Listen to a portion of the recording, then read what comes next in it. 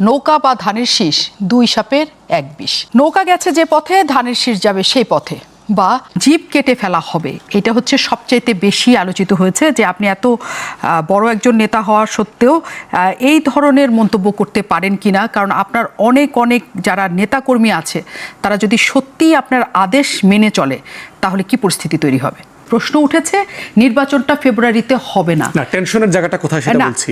তার মানে জামাতের একটা ইস্যু আছে, যেহেতু বিএনপি পিআর পদ্ধতি মানে না, তার মানে ওইটাও একটা আনসলভড ইস্যু হিসেবে সামনে থাকবে।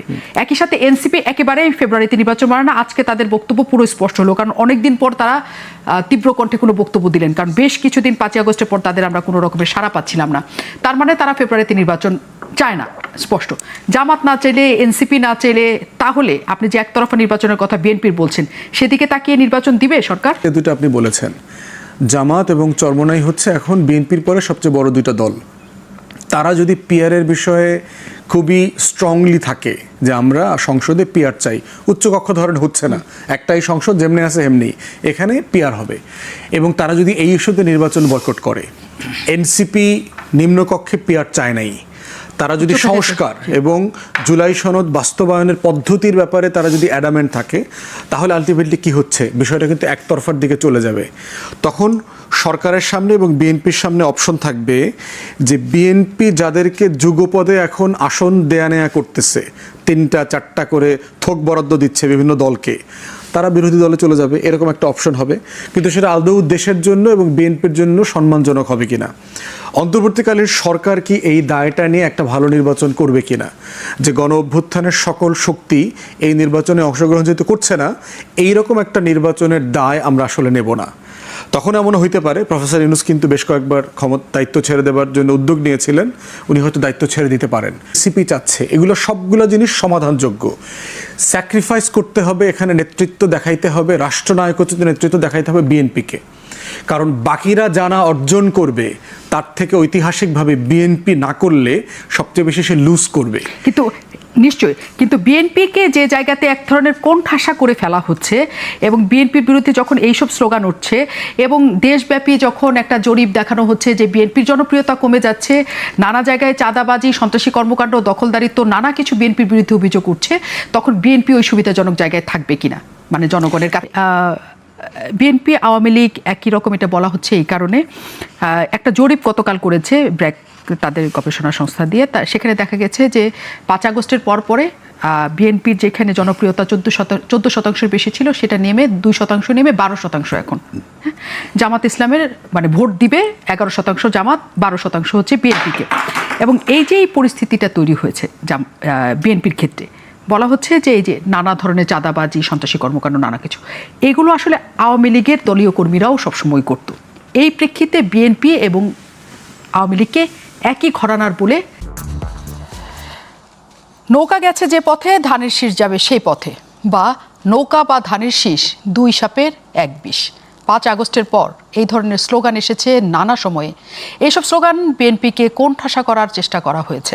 বিএনপির কাছ থেকে যে খুব প্রতিবাদ এসেছে সে সময় এমনটা নয়। রাজনীতিতে আমরা নানা ধরনের আক্রমণাত্মক কথা শুনি, অবশ্যই শুনি, কিন্তু এই ধরনের জিপ কেটে ফেলা, কল্লা কেটে ফেলা, করে ফেলা যখন নেতারা বলতে থাকেন, একই সাথে আমি জামাতের কথাও বলছি, মানে সকল ক্ষেত্রেই বলছি, সেটা আসলে আমাদের কি বার্তা দেয়? উস্কে দেয়, নাকি এটা আসলে রাজনৈতিক আলোচনা হিসেবে আমরা রাখবো? ধন্যবাদ।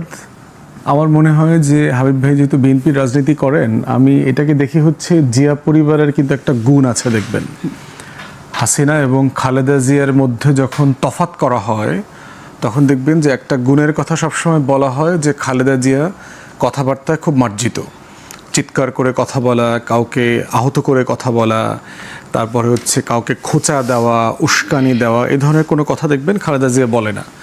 তার অন্য দোষ ত্রুটি থাকতে পারে, সে প্রধানমন্ত্রী ছিল, সে ভালোভাবে দেশ চালাইছে পারছে কিনা, এগুলো নিয়ে আপনি সমালোচনা করতে পারেন, দলের চেয়ারপারসন।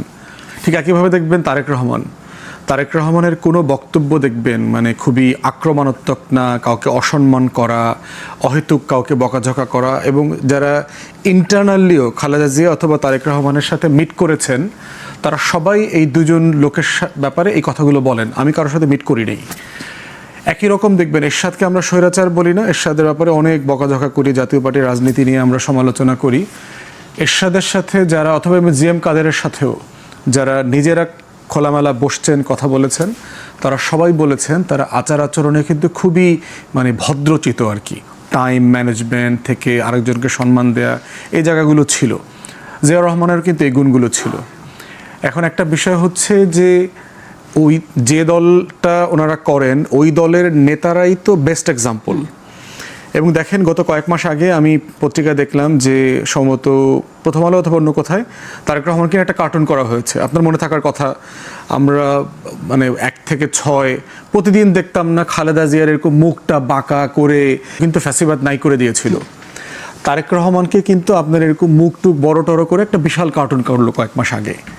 এবং এটা নিয়ে কিন্তু দেখবেন যে অনলাইনে বেশ হুমকি আসছে। হুমকি আসার পরে কিন্তু তারেক রহমান নিজে স্টেটমেন্ট দিচ্ছে, এটাকে স্বাগত জানায় যে যারা রাজনীতি করবেন, যারা পাবলিক লাইফ মেনটেন করবেন, তাদেরকে হেয় করা, তাদেরকে নিয়ে হাসাহাসি করা, পলিটিক্যাল স্যাটায়ার বলতে যা বোঝায়, সেইটা করবার মতো অধিকার থাকতে হবে এবং এটাকে উনি স্বাগত জানিয়েছেন। এখন সেই রকম একটা রাজনীতির নতুন বন্দোবস্ত যেখানে আমরা দেখবার জন্য স্বপ্ন দেখি, এবং এই গত অভ্যুত্থানে যেগুলো এসছে, এবং আমিও আপনার শোতে বিভিন্ন জায়গায় বলেছি যে আমি সমালোচনা করেছি যে বিএনপির রাজনীতি নিয়ে আমার সিরিয়াস বিভিন্ন ইস্যুতে দ্বিমত আছে, কিন্তু তারেক রহমানকে নিয়ে গত কয়েকদিন আগে যে গালাগালিগুলো হয়েছে, স্লোগান হয়েছে এবং খুবই অশোভন আচরণ করা হয়েছে এই স্লোগানগুলো দিয়ে। আমরা শেখ হাসিনাকেও কিন্তু গত 16 বছর আমরা যারা এই আন্দোলন করেছি, ফ্যাসিবাদের বিরুদ্ধে কথা বলেছি, হাবিব ভাই মজলুম মানুষ, বহুবার জেল খেটেছেন, এই আমলে বহুবার নির্যাতিত হয়েছেন, অসম্মানিত হয়েছেন, আমরা কিন্তু কেউ হাসিনাকেও এই ভাষায় কখনো কথা বলি নাই। তাহলে এখন প্রশ্ন হচ্ছে যে মানে আমি ধারণা করছি হাবিব ভাই অত সিরিয়াসলি মানে এই কনফ্রন্টেশনাল ল্যাঙ্গুয়েজ আমাদের কালচারে আছে। এখন প্রশ্ন হচ্ছে যে আমরা এই কালচারটা কি রেখে দেব না এটা পাল্টায় ফেলবো? আমরা যারা গণ অভ্যুত্থানের পরে একটা নতুন রাজনীতি দেখতে চাই, আমরা বোধ করছি এই রাজনীতি থেকে আমাদের উঠে আসা দরকার। আরেকজনের পলিটিক্স নিয়ে সমালোচনা করা দরকার যে বিএনপির রাজনীতির কোন কোন জায়গাটা আমি ন্যায্য মনে করি না, বিএনপির চেয়ারপারসন অথবা অ্যাক্টিং চেয়ারপারসনের এই স্টেটমেন্টটা কেন ফ্যাকচুয়ালি কারেক্ট না অথবা ঠিক না। যেমন আপনারা সমালোচনা করেছেন তারেক রহমান এই যে বাসে ওঠানামা করার ভিডিও ভাইরাল হয়েছে না, এটা ঠিক হয়েছে কিনা, উনি দেশে আসলে বাসে চড়বেন কিনা, করেন, কোনো সমস্যা তো নাই, কিন্তু গালাগালি করা, বাপমা তুলে কথা বলা। ঐকমত্য কমিশনে দেখেন আমরা সপ্তাহের পর সপ্তাহ ওখানে মিটিং করেছি, বিএনপির পজিশনের অ্যাগেনস্টে সিরিয়াসলি আমরা সমালোচনা করেছি, যৌক্তিকভাবে করেছি। কই সেখানে তো বিএনপির কোনো নেতা অথবা সালাউদ্দিন ভাই, ইসমাইল ভাইয়ের বাপমা তুলে তো আমাকে গালাগালি করতে হয়নি। ভদ্র ভাষায় সেখানে অনেক তর্ক বিতর্ক হয়েছে। এই জন্য আমরা একটা রেসপন্সিবল পলিটিক্স চাই। তীব্র প্রতিক্রিয়া জানাচ্ছেন। আওয়ামী লীগের সাথে তাদের তুলনা কিছুতেই চান না তারা। তবে জোরে বলছে আওয়ামী লীগের মতোই চাঁদাবাজি, দখল, সন্ত্রাসী কার্যক্রমের কারণে 8 মাসে তাদের জনপ্রিয়তা কমেছে। মাত্র 12% মানুষ চায় বিএনপিকে। আওয়ামী লীগের মতো বিএনপির এটি কি শুধুই অভিযোগ নাকি সত্যতাও আছে? প্রশ্নের উত্তর চাই আমরা, কারণ তো সমত নয়, ক্ষমতাকে প্রশ্ন করাই গণমাধ্যমের কাজ। আমরা প্রশ্ন করতে চাই আপনার হয়ে, জানতে চাই আপনি যা জানতে চান। আপনাদের সাথে আছি আমি নাজনীন মনি। আর আমাদের সাথে আজকে অনুষ্ঠানে এসে যুক্ত হয়েছেন বিএনপির উপদেষ্টা, চেয়ারপারসনের উপদেষ্টা হাবিবুর রহমান হাবিব, এবি পার্টির সাধারণ সম্পাদক ব্যারিস্টার আসিফুজ্জামান ফুয়াদ। আমরা আসিফুজ্জামান ফুয়াদকে একটু পরে পাচ্ছি বোধহয়, তিনি যানজটে আটকেছেন, কিন্তু আমাদের সাথে এর মধ্যে এসে উপস্থিত হয়েছেন বিএনপি চেয়ারপারসন উপদেষ্টা হাবিবুর রহমান হাবিব। অনেক ধন্যবাদ, আপনি আমাদের সাথে এসে যুক্ত হয়েছেন। খুবই আলোচনায় এখন হাবিবুর রহমান হাবিব আপনি, এবং সেই আলোচনার সূত্রপাত একটা সমাবেশকে কেন্দ্র করে তৈরি হয়েছে। কেটে উঠছে সেটি হচ্ছে রাজনৈতিক বক্তব্য হিসেবে আপনি অনেক জায়গায় অনেক কিছু বলতে পারেন, কিন্তু জিভ কেটে ফেলা হবে, এটা হচ্ছে সবচাইতে বেশি আলোচিত হয়েছে যে আপনি এত বড় একজন নেতা হওয়া সত্ত্বেও এই ধরনের মন্তব্য করতে পারেন কিনা। কারণ আপনার অনেক যারা নেতাকর্মী আছে তারা যদি সত্যিই আপনার আদেশ মেনে চলে তাহলে কি পরিস্থিতি তৈরি হবে? আপনাকে ধন্যবাদ, যারা দেখছেন তাদেরকে শুভেচ্ছা। আমার ভাই ব্যারিস্টার ফুয়াদকে আজকে আলোচক হিসেবে পেয়েছি, আমি গর্বিত। আমি খুব পরিষ্কার করে বলি, আমাকে যারা চেনে না জানে না তারা নানান কথা আমার সম্বন্ধে বলতে পারে। এই জিভ কাটার কথা বলেছিলাম সম্ভবত 1998 সালে। আচ্ছা, যখন ছাত্রের প্রেসিডেন্ট তৎকালীন শহীদুদ্দিন চৌধুরী অ্যানিকে টিয়ার শেল মেরেছিল, এখনও দেখেন ওর এখানে গর্ত আছে। কিন্তু এই ঘটনাকে কেন্দ্র করে তৎকালীন আওয়ামী লীগ সরকারের স্বরাষ্ট্রমন্ত্রী, বীর মুক্তিযোদ্ধা, সেক্টর কমান্ডার বীর উত্তম, এতদিন এই কারণে দিলাম আওয়ামী লীগের সময় সে যখন জাতীয় সংসদে দাঁড়িয়ে বললেন উনি যে ছাত্রদলের সভাপতি শহীদুদ্দিন চৌধুরী পুলিশকে কাটা রাইফেল দিয়ে গুলি করতে উদ্যত হয়েছিল, পুলিশ আত্মরক্ষার্থে টিয়ারশেল নিক্ষেপ করেছে। এইটা বলার পরের দিন আমি প্রেস ক্লাবের সামনে দাঁড়িয়ে বলেছিলাম 98 সালে সম্ভবত, যে মেজর রফিক স্বরাষ্ট্রমন্ত্রী, আপনি জানেন না ছাত্রদল বা ছাত্রলীগের প্রেসিডেন্ট যদি কারো দিকে কিছু তাক করতে চায়, এটা ঢিলও নিজের বানা লাগে না, ইশারা করলেই হয়। তো এই কথাটা যদি, এই মিথ্যা কথাটা যদি আপনি আওয়ামী লীগের পার্টি অফিসে বলতেন, আমি নিন্দা জ্ঞাপন করতাম। জাতীয় প্রেস ক্লাব, জাতির বিবেক, এখানে বললে তীব্র প্রতিবাদ করতাম। কিন্তু আপনি যেহেতু লক্ষ মানুষের জীবনের বিনিয়োগে মহান জাতীয় সংসদ, সেখানে দাঁড়িয়ে এত বড় মিথ্যাচার আপনি করেছেন, সেই জন্য আপনার এই মিথ্যাচারের একমাত্র শাস্তি আপনার দিব্যাটা কেটে কালো কুত্তা দিয়ে খাওয়াই দেওয়া। 98 সালে বলেছি। তারপর সমস্ত পত্রিকা আসার পরের দিন সকালবেলা তার কাছে পত্রিকা গিয়েছে, আমার বিরুদ্ধে ব্যবস্থা নেওয়ার জন্য বলেছে। গেলাম, আমি জেলখান থেকে বের আসলাম 2024 সালের 21 এপ্রিল। বের আসার পর আহমেদ হোসেন আমার ওই প্রোগ্রামটা সাজিয়েছিল, পরে আরও পরে অনেকে ছিল, ওই দিন প্রথম জন ছিলেন। তাই বললে ম্যাডাম খালেদা জিয়াকে অন্যায়ভাবে সাজা দিয়েছিল ডক্টর আখতারুজ্জামান। পৃথিবীর কোনো আদালত বেগম খালেদাকে 1 সেকেন্ডও শাস্তি দেওয়ার মতো কোনো উপকরণ ছিল না ওর ভিতরে। তাই আমি ওনার বিরুদ্ধে বক্তব্য দিয়ে আমি কারাগারে গিয়েছিলাম। মহামান্য আদালত জিজ্ঞাসা করেছিল আপনার বক্তব্য কি ব্যাপার বলেন, শপথ বাক্য করছেন করেন, শপথ বাক্য করে বলছে সব কথা উনি বলেছে। আবারও ঘোষণা করছে আবারও যদি দেশনেত্রী বেগম খালেদা জিয়া, তারেক রহমান এবং জুবাইর রহমানের নামে যদি এই ধরনের কোনো সাজা কোনো বিচারক দেয়, আমি বলবো কথা, এরকম কথা তাতে 100 বছর জেল আমি করা করি না। তারপরে আমি জেলখানা ফিরে আসার পরে ওই টকশোতে বললাম যে আমি জেলখানায় গিয়ে সলিমুল হক কামালের কাছ থেকে পরিপূর্ণ এটা আমি পড়েছি রায়, কোথাও বেগম খালেদা জিয়াকে সাজা দেওয়ার মতো কোনো উপকরণ নেই। তারপরে আমি বলছি, চ্যালেঞ্জ করে বলছি, যদি কেউ প্রমাণ করতে পারে যে বেগম খালেদা জিয়া এতিমের টাকা আত্মসাৎ করেছেন, তাহলে কেউ উন্মুক্ত তরবারে নিয়ে এসে আমার শরীর থেকে মাথাটা নামিয়ে দিক এক কোপে, অথবা ইলেকট্রিক করার দিয়ে আমার গর্দনটা কেটে দেওয়া হোক বলেছিলাম। এখন থেকে আজ এরপর যদি কেউ বলে বেগম খালেদা জিয়া এতিমের টাকা আত্মসাৎ করেছে, তার জিব্বাটাকে কেটে দেওয়া হবে। কোন আমল? আওয়ামী লীগের আমল। কার সামনে? আওয়ামী লীগের এমপি, 5 বারের সাংগঠনিক সম্পাদক। তা আমি আহমেদ হোসেন বলছে আমিও আমার বলেন না, আপনি বলেন বেগম খালেদা জিয়া এতিমের টাকা আত্মসাৎ করেছে, দেখেন আপনি জিব্বাটা থাকবে না। আওয়ামী লীগ আর একজন এমপি, একজন নেতা আমার সামনে আর এই কথা উচ্চারণ দিতে করেনি যে বেগম খালেদা এতিমের টাকা আত্মসাৎ করেছে।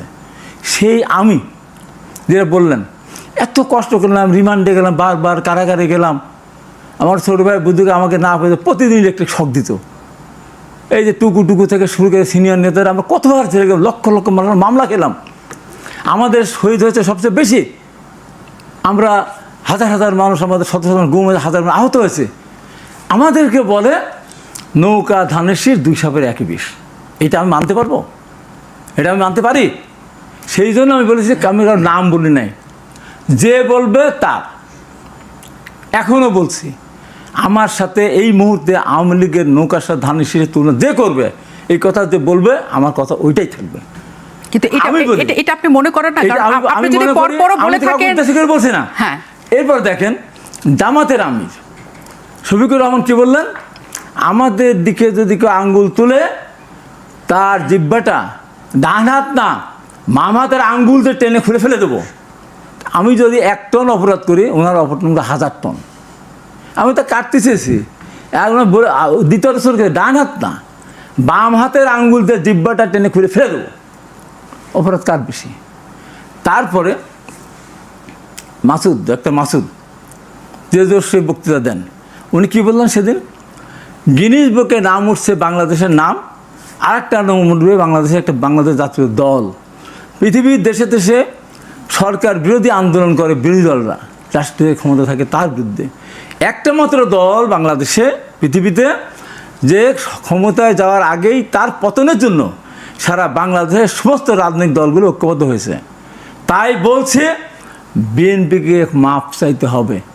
বিএনপি মাপ না চায়, তাহলে আওয়ামী লীগ 5ই আগস্ট দেশ ছেড়ে পালিয়েছে, বিএনপিকেও এই দেশ ছেড়ে পালিয়ে যেতে হবে।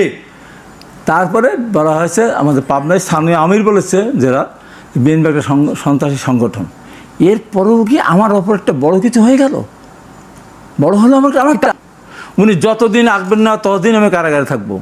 উনি যদি নাই আসেন, তার শাস্তি যদি মৃত্যুদণ্ড হয়, আমার পরিবার কোনো আপত্তি করবে না। আমি মৃত্যুদণ্ড নিয়ে, ফাঁসির রায় নিয়ে আমি পৃথিবী থেকে চলে যাব, দেশটা যেন কলঙ্কিত না হয়। শেষ করে দিই, এইটা বলার পরে আমি ওই 7টা-8টার সময় তো 71 টেলিভিশন হয়। আপনি দেখেন ওই দিন রাত্রে 1:30 থেকে পুনঃপ্রচার হয়, যেটা ওই পুনঃপ্রচার কিন্তু হয়নি। আমি দেখার জন্য বলেছিলাম, শেষ হলো যখন আবার ওই অনুষ্ঠান সময় পার, তখন আমি একাত্তর কী ব্যাপার ভাই, আপনারা আমার এই পুনঃপ্রচারটা না দেখানোর জন্য টেলিভিশন বন্ধুরা কত লক্ষ টাকা লস করলেন, বন্ধুকে দিয়েছিল। এবং দেখেন আমি পরের দিন সময় টেলিভিশনে গেলাম, গিয়ে আমি আনিসুল হককে এই কথা বললাম যে আপনি আনিসুল হক সাহেব তো, আপনি বাংলাদেশের প্রখ্যাত আইনজীবী সিরাজুল হক সাহেবের আপনি সন্তান। আপনার বাবা শুধুমাত্র টাকার জন্য স্বৈরশাসক এরশাদের আইনজীবী নিয়োজিত হয়েছিলেন, আওয়ামী লীগের প্রেসিডেন্টের মতো গুরুত্বপূর্ণ পদ থেকে রিজাইন করে। আপনি তা শুনতেন না? আপনি একটা মহা দুর্নীতিবাজ। আপনি যদি দুর্নীতিবাজ না হন, আমাকে কিন্তু ধরে নিয়ে যান। বড় কিছু হলো, এটা বড় কিছু হলো আজকে যদি যে বলবে তার। এবং দেখেন, না আমাকে প্রশ্ন করতে দেন, যদি সত্যি আপনার কোনো নেতাকর্মী এই কথা বলার জন্য বা বিএনপির বিরোধিতা করার জন্য যদি সত্যি কারোর জিহ্বা কেটে নিয়ে আসে, আপনি কি খুশি হবেন? আমি তো খুশি হবো, বাংলা হলে আমার নামে হবে। কেন বলবে এটা আমার সাথে? কেন এক ধরনের সন্ত্রাস? কোনো ধরনের সন্ত্রাস না। এই দেখেন, আচ্ছা, এটা কত বড় মিথ্যাচার করে দেখেন। আচ্ছা, মিথ্যাচারের প্রসঙ্গটা আমি আসি, আমি আপনার কাছ থেকে আমি এই পয়েন্টটা নিয়ে আমি আসছি, আবারও নিশ্চয়ই আসবো। আমাদের সাথে আসিফুজ্জামান ফুয়াদ যুক্ত হয়েছেন, ব্যারিস্টার, তিনি এবি পার্টির সাধারণ সম্পাদক। অনেক ধন্যবাদ, আপনি আমাদের সাথে যুক্ত হয়েছেন। জামাত ইসলামের কথা এখানে এসছে এবং এখনো পর্যন্ত হাবিবুর রহমান হাবিব তার স্ট্যান্ডে একদম শক্ত। আপনি নিশ্চয়ই দেখেছেন যে তিনি এটা আসলে কেউ করলে তার মনে হবে না যে এটা ভুল কিছু হয়েছে। হয়তো হাবিব ভাই কোনো ফৌজদারি অর্থে অথবা নেতাকর্মীদের উস্কে দেওয়ার জন্য এটা বলেন নাই। উনি বলেছেন যে আমাদেরকে অপমান কেন করবে, ছোট ছোট ছেলেমেয়েরা রাজনীতি করছে, তাদেরও দোষ আছে, আপনি কেন খোঁচা দিচ্ছেন? সিনিয়র পলিটিশিয়ানকে তো সিনিয়র পলিটিশিয়ানের সম্মানের জায়গাটা রাখতে হবে, তাকে তার সম্মানের জায়গাটা রেখে তারপর তার দলের সমালোচনা করেন। হাবিব ভাইয়ের সাথে অনেক টকশোতে আমরা দ্বিমত করি না, প্রচুর দ্বিমত করেছি, কিন্তু কাউকে তো বকাঝকা করতে হয় না। আমি সেই জায়গাটাই বলছি, যেহেতু হাবিবুর রহমান হাবিব এখানে একটা তীব্র প্রতিক্রিয়া জানাচ্ছেন, কারণ উনি এই প্রসঙ্গে ভীষণ হার্ট হচ্ছেন, বা তার দলের যে 2 সাপের 1 বিষ কেন সেটা বলবে, কেন আওয়ামী লীগের সাথে আমাকে কেন তুলনা করবে, সেটাই উনি তো বলছেন। এখন এখানে প্রশ্ন আসছে কেন এই স্লোগানটা আসলো। আমরা তো 5 তারিখের পর থেকে মোটামুটি 2 দলকে মুদ্রার এপিট ওপিট যেমন বলতে দেখছি, নৌকা যেদিকে যাবে ধানের শীর্ষের দিকে যাবে সেটা বলতে শুনছি, 2 সাপের 1 বিষ, মানে কেন, মানে এটা কেন, এটা কি মাইনাস? এটা গণতন্ত্র। দেখেন, একটা হলো ব্যক্তিকে গালি দেওয়া, যেমন ধরেন ব্যক্তি খালেদা জিয়াকে যদি আপনি স্ল্যাং বলেন, তারেক রহমানকে যদি আপনি স্ল্যাং বলেন, অথবা যে কোনো রাজনৈতিক নেতাকে আপনি যদি স্ল্যাং বলেন, এইটা অ্যাকসেপ্টেবল না। কিন্তু দলের পলিটিক্সকে স্যাটায়ার করার তো রাইট থাকতে হবে, এটা তো গণতন্ত্র। গণতন্ত্র মানেই হচ্ছে, আমাকে আপনি দেখবেন দিনে রাতে হাজার হাজার কমেন্টার রাজাকারের বাচ্চা বলে, পাকিস্তানে ফিরে যেতে বলতেছে, দালাল বলতেছে, আরও যত আছে, ছবি এডিট করে এইটা সেটা বানাচ্ছে, মেয়েদের সাথে ছবি এডিট করে বানাচ্ছে। গণতন্ত্র অনলাইন মানে হচ্ছে পাবলিক লাইফ যখন আপনি করতে আসবেন, আপনাকে এটা ফেস করার মানসিকতা থাকতে হবে। আমাকে মানুষ গাইলাবে, আমাকে মানুষ অপছন্দ করবে, আমাকে মানুষ সমালোচনা করবে। এখন এই সমালোচনার ভাষাটা কত মার্জিত হতে পারে সেইটার এক্সপেকটেশনের আলোচনাটা আমরা করব, যে একটা রেসপন্সিবল পলিটিক্সের জায়গাতে আমরা সিরিয়াসলি এই আলোচনাটা আনতে পারি কিনা, যে ইস্যুর উপর কথা বলবো, দফার উপরে কথা বলবো। বিএনপির সমালোচনা কি? আপনি বিএনপির 31 দফা নিয়ে কথা বলেন, তারেক রহমানের বক্তব্য নিয়ে কথা বলেন, নেতা কর্মীদের সারা দেশের আচার আচরণ নিয়ে কথা বলেন, কোনো সমস্যা তো নাই, কিন্তু গালাগালি কেন করতে হবে? মানে ওই জায়গাটাতে আমাদের একটা সীমানা টানা দরকার। এবং এটা এমন জিনিস, এটা আপনি আইন করেও করতে পারবেন না, এটা হচ্ছে চর্চার মধ্য দিয়ে, অভ্যাসের মধ্য দিয়ে একটা কালচার ডেভেলপ করতে হবে। কিন্তু এটার প্রসঙ্গটা যে জায়গাতে এসছে, আপনার কাছে সেই প্রশ্নটা আমি রেখে যেতে চাই। আমি ফিরবো যে বিএনপি আওয়ামী লীগ একই, এই যে সারা দেশে রাজনৈতিক দলগুলো, এই কথাটা বলার রাইট থাকতে হবে তো। হ্যাঁ, আমি আমাদেরকে আপনারা এবি পার্টিকে আপনারা জামাতের বি টিম বানাইছেন গত 5 বছর ধরে, নিশ্চয়ই।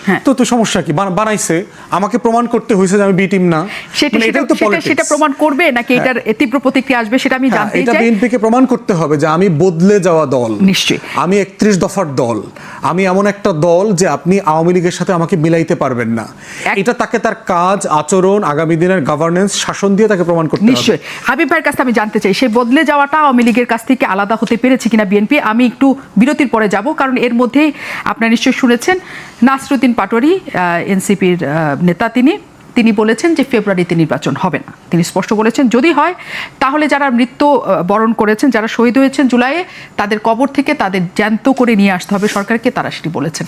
খুবই বড় কথা বলে দিয়েছেন। কেন এই কথা আসছে, মানে কেন আওয়ামী লীগ এবং বিএনপি আলাদা? মোটা দাগে আমাকে 3টা পয়েন্ট বলেন। আওয়ামী লীগ আর বিএনপি আলাদা এই কারণে, প্রথম যদি আমি ধরি, বিএনপির নেত্রী বেগম খালেদা জিয়া কারোর বিরুদ্ধে বলেন না। এই যে এত তাকে শাস্তি দিল, আজ পর্যন্ত কিন্তু আওয়ামী লীগ নাম উচ্চারণ করেনি। আওয়ামী লীগ এই যে ভোট বিহীন অবস্থায় একবার 153 বিনা ভোটে, তার 24 লেগে রাতের ভোট কেটে নিয়েছে, এটা একটা ডিফারেন্স। বিএনপির সাথে ডিফারেন্স, বিএনপি আপনার এতে বিশ্বাস করে অর্থনীতিতে, ফ্রি অর্থনীতিতে। আওয়ামী লীগের গঠন সমাজতন্ত্র, তারা ধর্মনিরপেক্ষ জাতীয়তাবাদ একটাও তারা মানে না। বিএনপি যা বলে তাই করে, আর আওয়ামী লীগ যা বলে তা করে না। এটা হলো বড় পার্থক্য। এখন আপনি আসেন যে আমি কেন কথাগুলি বলেছি। তারেক রহমান নিষ্পাপ একটা মানুষ, লন্ডনে বসে আছেন। এখানে ঢাকা শহরে, পুরনো ঢাকায় সোহাগ হত্যাকাণ্ড সংঘটিত হলো, দুইটাই যুবদল এবং একদম ভাঙড়ি ব্যবসাকে কেন্দ্র করে। আমি রাতের বেলায়, আমি তো খেয়াল করি না, আমি বাড়িতে এক ডিস্ট্রিক্ট জাজ, আমার জয়েন্ট ডিস্ট্রিক্ট জাজ আমার পাশে গেছে, এক সাংবাদিক আছে। হঠাৎ করে ফেসবুকে দেখি যে slogan engineering university, Tarique Rahman, Hasina গেছে যে পথে, তারেক যাবে সে পথে, টিনের চালে কাউয়া, তারেক রহমান কী সব বাজে, চাঁদা ওঠে লন্ডনে চলে যায়, পল্টনে চাঁদা ওঠে, পল্টনে চলে যায় লন্ডনে, এবং বিভিন্ন জায়গায় অফিস আদালতে আক্রমণ এবং অনেক জায়গায় ভাঙচুর করা হয়েছে।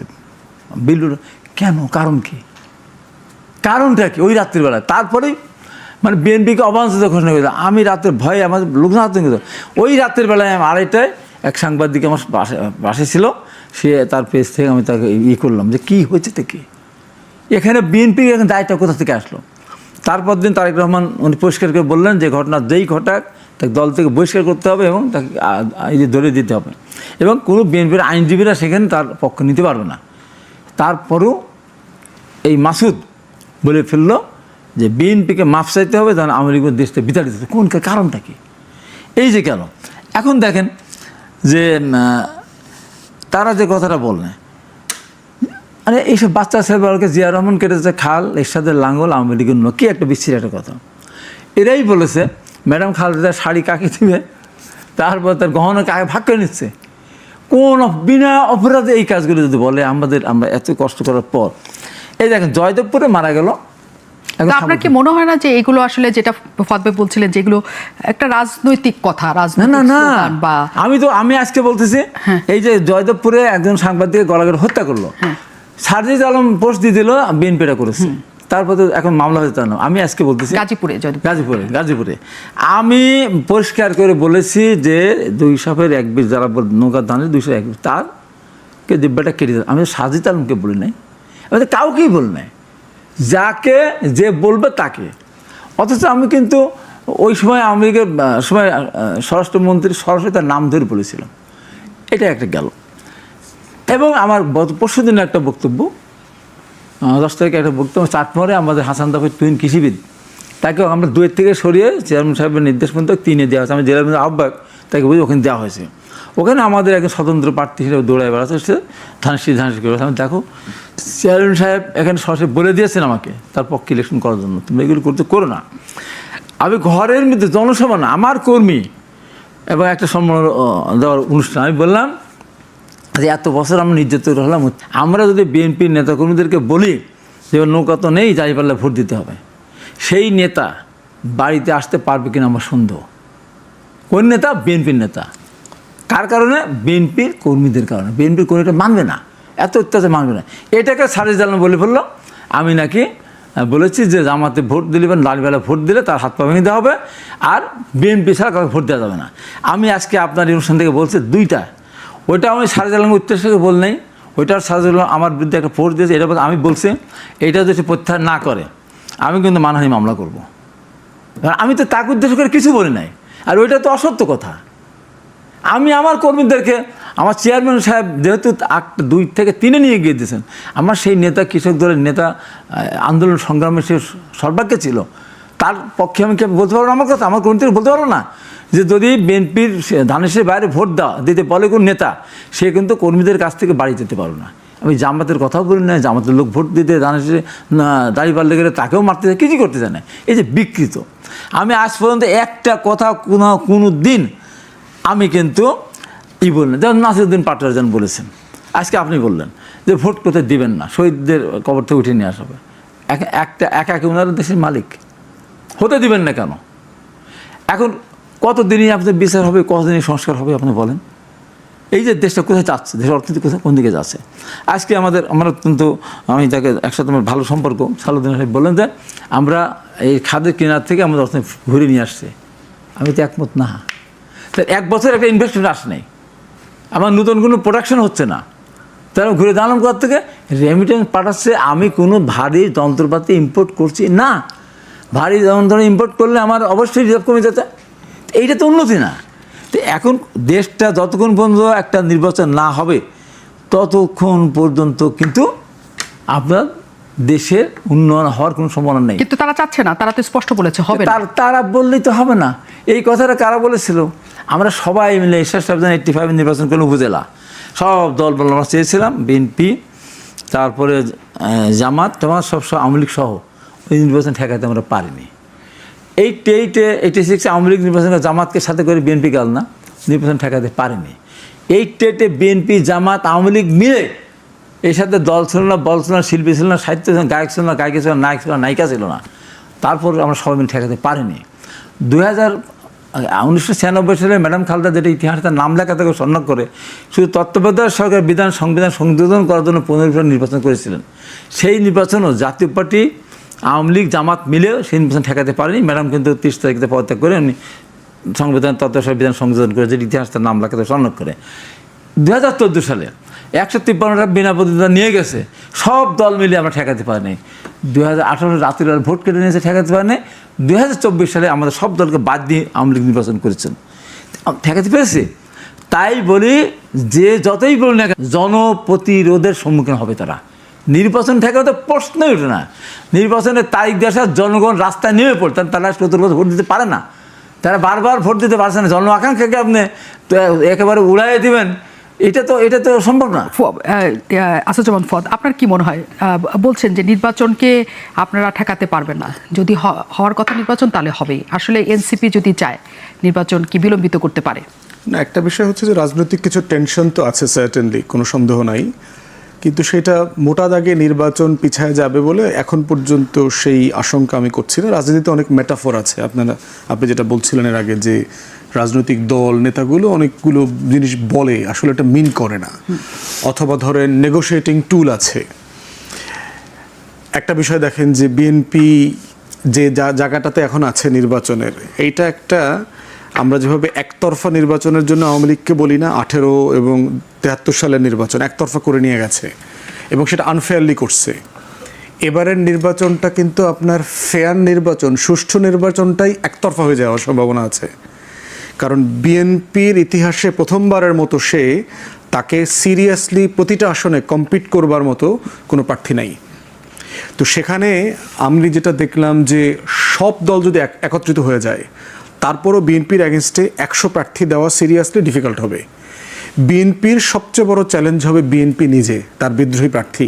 প্রত্যেক আসনে সিরিয়াস 130-35টা আসনে সিরিয়াস বিদ্রোহী প্রার্থী আছে, এবং যারা ইকুয়ালি স্ট্রং, দুজনের মতো করে আর কি, লড়বার মতো।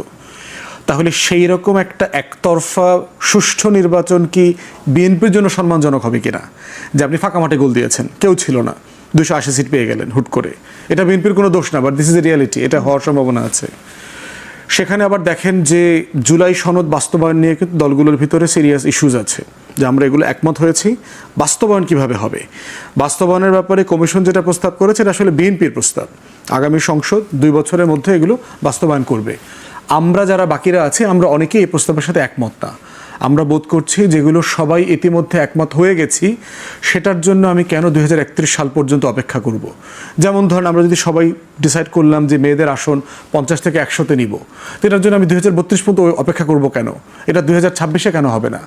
আমরা যদি সবাই একমত হই যে মেয়েদেরকে ন্যূনতম 5% সিটে সরাসরি নমিনেশন দেওয়ার চেষ্টা করব, তো সেটা 2032 সালের জন্য অপেক্ষা করব কেন? আমরা যদি সবাই একমত হয়ে যাই 2 টার্মের বেশি ক্ষমতায় কেউ প্রধানমন্ত্রী এই থাকতে পারবে নির্বাচনে না, সেসব পরিবর্তন চান। এটা দরকার, কিন্তু এখনই দরকার, কিন্তু এখনই হতে সেটা পারে। তো নির্বাচন হলে, আপনি যেটা বলছেন সেটা নির্বাচন হলে, প্রশ্ন উঠেছে নির্বাচনটা ফেব্রুয়ারিতে হবে না। না, টেনশনের জায়গাটা কোথায় সেটা না, বলছি। তার মানে জামাতের একটা ইস্যু আছে, যেহেতু বিএনপি পিআর পদ্ধতি মানে না, তার মানে ওইটাও একটা আনসলভড ইস্যু হিসেবে সামনে থাকবে। একই সাথে এনসিপি একেবারেই ফেব্রুয়ারিতে নির্বাচন মানে না। আজকে তাদের বক্তব্য পুরো স্পষ্ট হলো, কারণ অনেকদিন পর তারা তীব্র কণ্ঠে কোনো বক্তব্য দিলেন, কারণ বেশ কিছুদিন 5 আগস্টের পর তাদের আমরা কোনো রকমের সাড়া পাচ্ছিলাম না। তার মানে তারা ফেব্রুয়ারিতে নির্বাচন চায় না, স্পষ্ট।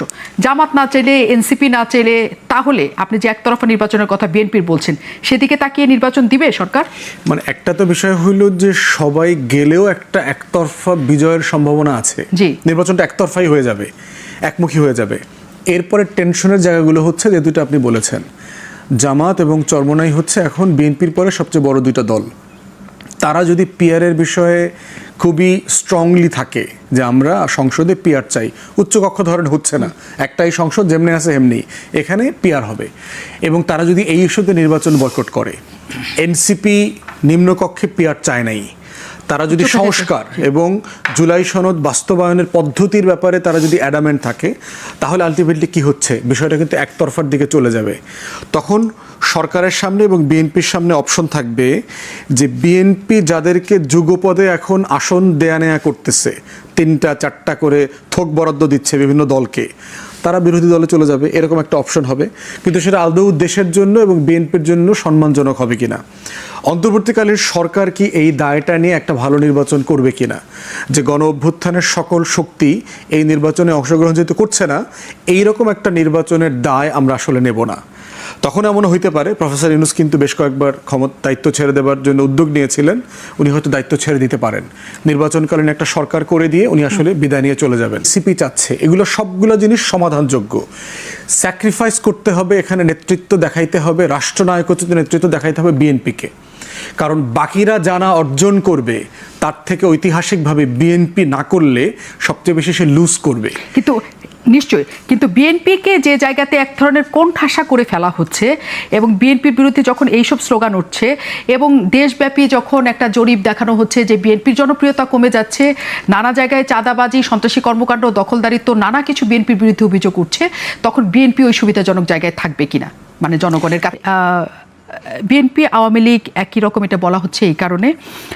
একটা জরিপ গতকাল করেছে ব্র্যাক, তাদের গবেষণা সংস্থা দিয়ে, সেখানে দেখা গেছে যে 5 আগস্টের পরে বিএনপির যেখানে জনপ্রিয়তা 14% বেশি ছিল, সেটা নেমে 2% নেমে 12% এখন।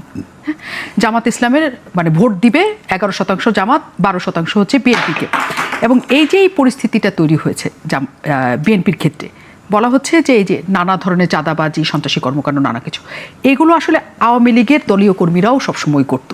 এই প্রেক্ষিতে বিএনপি এবং আওয়ামী লীগকে একই ঘরানার বলে এক ধরনের ট্যাগ দেওয়ার চেষ্টা করা হয়েছে।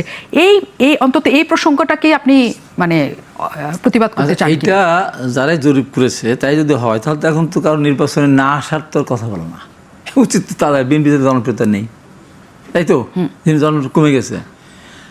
এই দেশে যতগুলি রাজনৈতিক দল আছে, আমি বলতে চাই সব দলের প্রতি সম্মান দেখিয়ে বলতে চাই, বিএনপির প্রতিষ্ঠাতা কে? শহীদ জিয়া রহমান। ধারাবাহিকভাবে কতগুলি কাজ করে গেছে, সে ক্ষমতা যেতে ছিল। আমরা একটা খাদ্য ঘাটতির দেশকে খাদ্যের সংসম্মত বিদেশে চাল রপ্তানি শুরু করেছিল, গার্মেন্টস প্রতিষ্ঠা করে গেছেন, ম্যান পাওয়ার সৃষ্টি করে গেছেন, স্বাধীনতা পদক প্রবর্তন করেছেন, 21 পদক প্রবর্তন, তা তার করার কথা না। তারপরে এই যে 900 বিদ্যালয় স্থাপন করে মানুষের লেখাপড়ার ব্যবস্থা করেছেন। বেগম খালেদা দেশে 5,000 টাকা কিনে সুদ মাফ করেছেন, 10,000 টাকা কিনে সুদ মাফ করেছেন। খাদ্যের শিক্ষার বিনিময়ে খাদ্য কর্মসূচি বাস্তবায়ন করেছেন। উনি মেয়েদের অবৈতনিক শিক্ষা ব্যবস্থা চালু করেছেন, উপবৃত্তি দেওয়ার ব্যবস্থা করেছেন। এই যে বৈদেশিক কর্মসংস্থান মন্ত্রণালয় সৃষ্টি করেছেন, মুক্তিযোদ্ধা মন্ত্রণালয় সৃষ্টি করেছেন। আপনি নিশ্চয়ই দীর্ঘ রাজনৈতিক জীবনে এটা দেখেছেন, এই দেশের মানুষ অনেক ভালো কাজ যত না মনে রাখে, একটুখানি খারাপ কাজ তার চেয়ে বেশি মনে রাখে। বলি জি, খারাপ করে বিএনপি ধরেন 1 কোটি কর্মী আছে, জি, 1 কোটি কর্মীর ভিতরে যারা দুষ্টমি করছে, করে নাই একেবারে, না, মানে চাঁদাবাজিটা কি দুষ্টমি বলতে চান? অনেকে চাঁদাবাজি শোনেন, চাঁদাবাজির ব্যাপারটা কোনটা আপনি জানেন? তখন বাস স্ট্যান্ড ছিল বিএনপি আওয়ামী লীগের দখলে। আওয়ামী লীগ চলে গেছে, বাসে সিরিয়াল কে দিবে? টেম্পো স্ট্যান্ড ছিল আওয়ামী লীগের দখলে, চলে গেছে। আওয়ামী লীগ একটা টেম্পো চালু করতে 10,000 টাকা নিত, এই আওয়ামী লীগ 1 টাকা দেওয়া লাগে না, সারাদিনে 20 টাকা দেওয়া লাগে। এটা কি চাঁদাবাজি? আওয়ামী লীগের লোকেরা বিএনপির ধরেন খাল বিল যেগুলি সরকার ডাকছিল সেগুলো নিয়ে জোর করে কেড়ে নিয়েছিল, তারা সঙ্গে চলে গেছে, সরকারি ইজারা দিয়েই তারা নিচ্ছে। এই হাট বাজার গুলি, কিন্তু এর জন্য তো আওয়ামী লীগের মতো করে বলা হয় তারা এগুলো খারাপ করেছে বলে তাদের লিগেসি বিএনপি ধরে রাখবে। এখন ওই হাট বাজারগুলো পরিচালনা করতে সরকার ট্যাক্স দিতে হবে না? হ্যাঁ। তো সেটা তো সরকার ডাক ডেকেই তো তারা হাট বাজার পরিচালনা করতেছে। সরকার ডেকে বিএনপি কে কাজ দিয়েছে হাট বাজার পরিচালনা সরকার না তো, আপনি ইজারা আপনি দিবেন 1 লাখ টাকা, কাদের কাছ থেকে পেয়েছে? সরকারের কাছ থেকে। সরকারের কাছ থেকে ডাক নিয়েছে। হয়তো জি, একটা হাট ধরেন আপনি রাখলেন 2 কোটি, হ্যাঁ। আমি রাখলাম 2 কোটি 5 লাখ, আমি তো পাবো। হ্যাঁ। সরকারের ঘাটে বেজি আমি এই দিলাম। হ্যাঁ, ইজারা এইভাবে নিলেন। হচ্ছে। এর বাইরে, হ্যাঁ। এর বাইরে কিছু জায়গায় আছে, ধরেন আপনি ধরেন চাঁদাবাজি কোনটা, আপনি একটা বাড়ি বানাচ্ছেন, সেখানে দিয়ে যদি আমি বলি 5 লাখ টাকা না দিয়ে বাড়ি বানাতে দেবো না, আপনারা জমি কিনছেন, সেই জমি দখল দিচ্ছেন, আমাকে 2 লাখ টাকা জমি দখল দেবেন, সেইগুলি চাঁদাবাজি। এগুলির সংখ্যা, সেগুলো করছে না, সেগুলো তো করছে। এইগুলি খুব কম, ওইগুলি হচ্ছে বেশি। আমার জায়গা ছিল, আমি সেখানে গিয়েছি। এবার আপনি আসেন বিএনপি জামাতদের, আমি বলছি, আমি শেষ করি, হ্যাঁ, খুব অল্প হ্যাঁ। কথা শেষ করি। যেটা আজকে কথা, আওয়ামী লীগ ক্ষমতার থেকে নির্বাচন দিয়ে কথাটা আপনি বলছেন, এখন তো বিএনপি ক্ষমতায় নেই, জোর করার কোনো সুযোগ নেই। কিন্তু আমরা তো বাড়ি করে থাকতে পারি না। আরে ভাই, আমাদের তো বিএনপির জনভার কমে গেছে তো, আমাদের ছেলেরা যুবদল ছাত্রদল ছেলে বিয়ে করতে পারে নাই, তারা বউ বাচ্চার কাছে যেতে পারে নাই, আমাদের জনভার মিনিমাম 5% জনভার আমাদের কমে গেছে। এত অত্যাচার নিজের সহ্য করেছে, কিছু ছেলে দুষ্টামি যারা করতেছে তাদের তো বহিষ্কার করতেছে। নিশ্চয়ই। এবং আমি বলি না, এই জায়গায় শেষ করে হাবিবুর রহমান হাবিব, যতদিন যাবে জামাতে জনপ্রিয়তা আরো কমবে, এনসিপি জনপ্রিয়তা আরো কমে যাবে। অনেক ধন্যবাদ। কারণ ইতিমধ্যে জামাত চাঁদাবাজি শুরু করেছে, ব্যাংক দখল তো আগেই করেছে। ফুয়াদ ভাই, শেষ মুহূর্তে জানতে চাই যে এই দ্বন্দ্ব থেকে বিএনপিকে একটা ভালো জায়গায় নেওয়ার জন্য বিএনপির জন্য আপনার কিছু বলার আছে কিনা? না, শুধু বিএনপি না, পলিটিক্যাল কালচারের অংশ হিসাবে মোটা দাগে রাজনৈতিক দলগুলোকে 3টা জায়গায় সংস্কার করতে হবে। আমরা যদি সবসময় দেখবেন যে অন্যের সংস্কার, রাষ্ট্রের সংস্কার, সরকারের সংস্কার নিয়ে কথা বলি, নিজেদের সংস্কার নিয়ে কম কথা বলি। 3টা জায়গায় মোটা দাগে দরকার। একটা হচ্ছে যে দলে নেতা কিভাবে নির্বাচিত হবে, একদম তৃণমূল থেকে শুরু করে একদম কেন্দ্র পর্যন্ত, চেয়ারপারসন পর্যন্ত সব দলে। আর 2টা পরপর বলবেন। দ্বিতীয়ত হচ্ছে দলের আয় ব্যয়ের উৎস কি, টাকা কিভাবে ওঠে, কিভাবে যায়, খরচ হয়।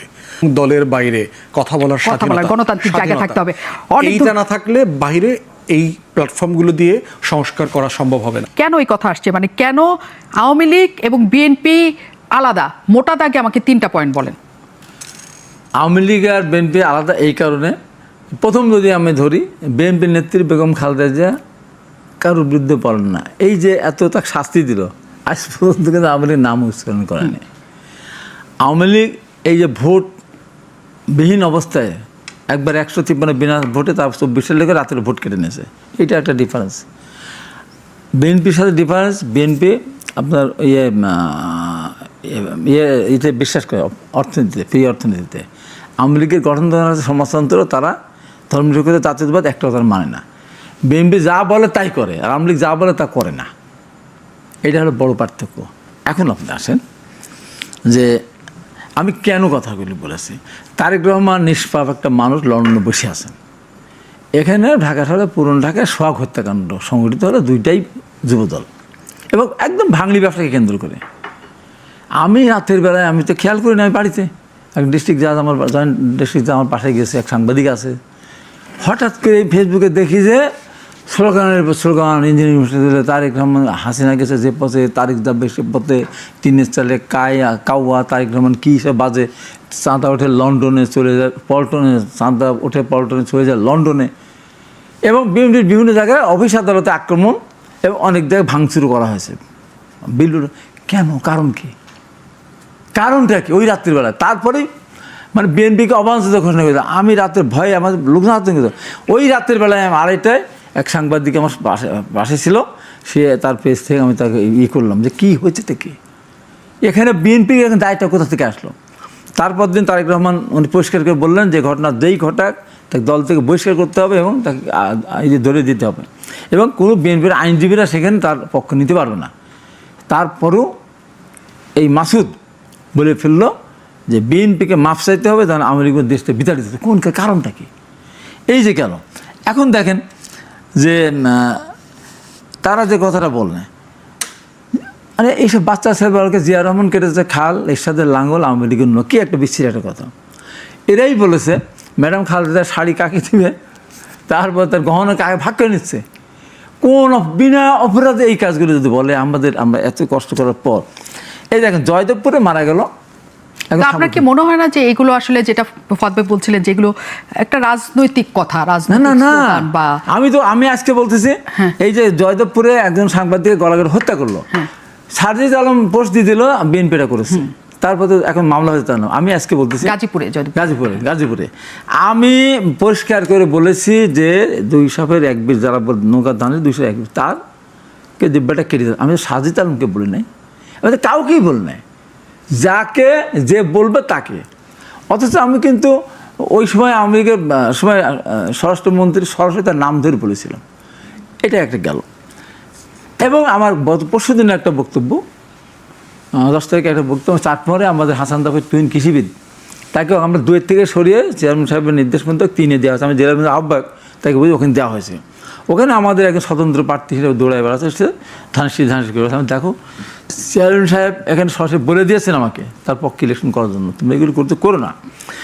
আমি ঘরের মধ্যে জনসভা না, আমার কর্মী এবং একটা সম্মান দেওয়ার অনুষ্ঠান, আমি বললাম যে এত বছর আমরা নির্যাতিত হলাম, আমরা যদি বিএনপির নেতাকর্মীদেরকে বলি যে নৌকা তো নেই, যাই পারলে ভোট দিতে হবে, সেই নেতা বাড়িতে আসতে পারবে কিনা আমার সন্দেহ। কোন নেতা? বিএনপির নেতা।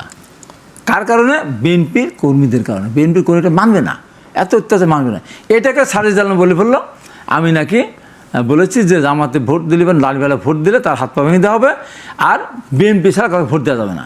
আমি আজকে আপনার অনুষ্ঠান থেকে বলছি 2টা, ওইটা আমি সারজিদ আলমের উত্তেজকে বল নাই, ওইটার সারজিদ আলম আমার বিরুদ্ধে একটা ফোর্স দিয়েছে। এটা আমি বলছি এটা যদি প্রত্যাহার না করে আমি কিন্তু মানহানি মামলা করব। আমি তো তাকে উদ্দেশ্য করে কিছু বলি নাই, আর ওইটা তো অসত্য কথা। আমি আমার কর্মীদেরকে, আমার চেয়ারম্যান সাহেব যেহেতু 2 থেকে 3-এ নিয়ে গিয়ে দিয়েছেন, আমার সেই নেতা, কৃষক দলের নেতা, আন্দোলন সংগ্রামে সে সর্বাগ্যে ছিল, তার পক্ষে আমি বলতে পারবো না আমার কথা, আমার কর্মীদের বলতে পারবো না যে যদি বিএনপির ধানেশের বাইরে ভোট দিতে বলে কোন নেতা, সে কিন্তু কর্মীদের কাছ থেকে বাড়ি যেতে পারবে না।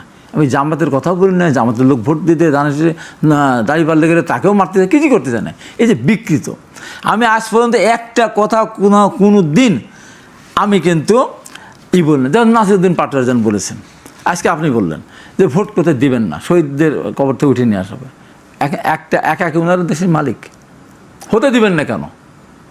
এখন কতদিনই আপনার বিচার হবে, কতদিনই সংস্কার হবে আপনি বলেন? এই যে দেশটা কোথায় যাচ্ছে, দেশের অর্থনীতি কোথায় কোন দিকে যাচ্ছে। আজকে আমার অত্যন্ত, আমি তাকে একসাথে আমার ভালো সম্পর্ক, সালুদ্দিন সাহেব বললেন যে আমরা এই খাদের কেনার থেকে আমাদের অর্থনীতি ঘুরে নিয়ে আসছে। আমি তো একমত না। তার 1 বছর একটা ইনভেস্টমেন্ট আসে নাই, আমার নতুন কোনো প্রোডাকশন হচ্ছে না, তারা ঘুরে দাঁড়ালাম কোথা থেকে? রেমিটেন্স পাঠাচ্ছে। আমি কোনো ভারী যন্ত্রপাতি ইম্পোর্ট করছি না। ভারী যন্ত্র ইম্পোর্ট করলে আমার অবশ্যই রিজার্ভ কমে যেতে, এইটা তো উন্নতি না। তো এখন দেশটা যতক্ষণ পর্যন্ত একটা নির্বাচন না হবে ততক্ষণ পর্যন্ত কিন্তু আপনার দেশের উন্নয়ন হওয়ার কোনো সম্ভাবনা নেই। কিন্তু তারা চাচ্ছে না, তারা তো স্পষ্ট বলেছে হবে না। তারা বললেই তো হবে না। এই কথাটা কারা বলেছিল? আমরা সবাই মিলে 85 নির্বাচন করলে উপজেলা সব দল বল আমরা চেয়েছিলাম, বিএনপি, তারপরে জামাত সব আওয়ামী লীগ সহ ওই নির্বাচন ঠেকাতে আমরা পারিনি। 86 আওয়ামী লীগ নির্বাচন জামাতকে সাথে করে বিএনপি গেল না, নির্বাচন ঠেকাতে পারেনি। 88 বিএনপি, জামাত, আওয়ামী লীগ মিলে এর সাথে দল ছিল না, বল ছিল না, শিল্পী ছিল না, সাহিত্য ছিল না, গায়ক ছিল না, গায়িকা ছিল না, নায়ক ছিল না, নায়িকা ছিল না, তারপর আমরা সবাই মিলে ঠেকাতে পারিনি। 1996 সালে ম্যাডাম খালেদা যেটা ইতিহাসে তার নাম লেখা থেকে সন্ন্যাস করে শুধু তত্ত্বাবধায়ক সরকার সংবিধান সংশোধন করার জন্য 15 নির্বাচন করেছিলেন। সেই নির্বাচনও জাতীয় পার্টি, আওয়ামী লীগ, জামাত মিলেও সেই নির্বাচন ঠেকাতে পারেনি। ম্যাডাম কিন্তু 30 তারিখে পদত্যাগ করে উনি সংবিধান তত্ত্বাবধায়ক সংশোধন করে, যে ইতিহাস তার নাম লেখাতে সন্ন্যাস করে। 2014 সালে 153টা বিনা প্রতিদ্বন্দ্বিতা নিয়ে গেছে, সব দল মিলে আমরা ঠেকাতে পারিনি। 2018 রাত্রিবেলা ভোট কেটে নিয়েছে, ঠেকাতে পারেনি। 2024 সালে আমাদের সব দলকে বাদ দিয়ে আওয়ামী লীগ নির্বাচন করেছেন, ঠেকাতে পেরেছে। তাই বলি যে যতই বলুন না। অনেক ধন্যবাদ। আমরা আলোচনাতে আবারও নিশ্চয়ই ফিরতে পারবো। আপনাদের সবাইকে ধন্যবাদ দর্শক, আবারও দেখা হবে।